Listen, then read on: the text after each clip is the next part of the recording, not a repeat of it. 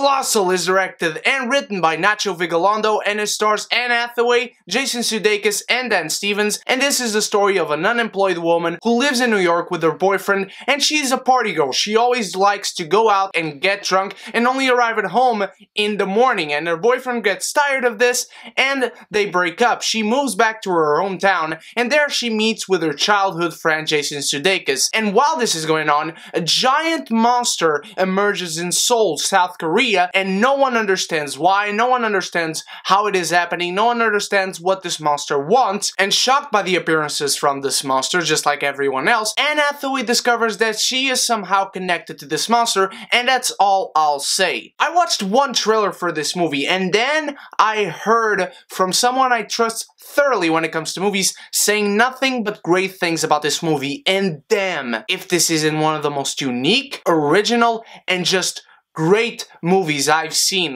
not only in the past 5 years, but in this year. I'm going to kind of spoil my end of the year list because I am doubtful that Colossal will not be there. This movie is bursting with originality and quirkiness on how it approaches things. This is one of the most unique superhero, monster, and dramas I have ever seen, and it tackles those genres so well in a manner that you would not expect to ever see, let alone in 2017, when maybe everything has been done in every way possible. Nacho Vigalondo knows how to treat characters. Nacho Vigalondo knows how to treat a story, and he knows when to focus on something. He knows when to focus on the big spectrum of things and when to really delve into the psychological sense of everything. The metaphor is not hard to figure out. It is right there in your face at all times. This movie tackles the kaiju genre as a means to interpret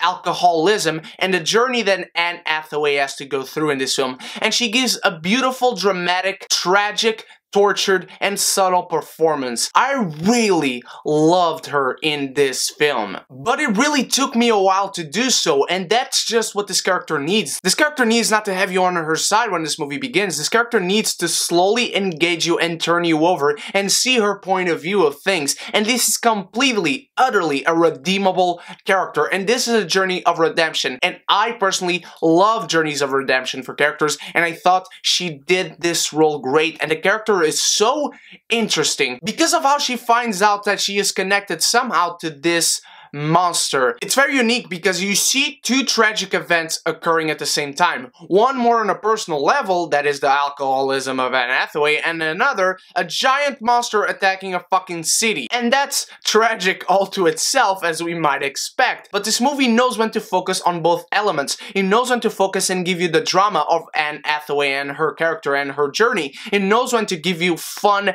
elements and seeing her character interact with her counterpart that is attacking South Korea. And speaking of drama, I've also mentioned how this movie knows how to treat characters, and mirroring the image of Anne Hathaway redeeming herself, you also have the mirror image of a person that doesn't come back from alcoholism and goes down that dark path and never really comes back from it. Jason Sudeikis in this movie is so good. I am so happy to see him in such a great role, in such a great drama, and really portraying the tortures of this character. He's exactly the mirror image of Anne Hathaway in every conceivable way. And that's all I will say about his character because I don't want to spoil you guys, but I want you to know that this man gives a phenomenal dramatic performance, one that I knew he could give, because Jason Sudeikis is immensely talented. At first, I didn't like some things they did with this character, but then you see how important and crucial it is to the elements and thematics of this story and this quirky original narrative. This is a story about heroes and villains, kaiju monsters attacking cities. It tackles those genres so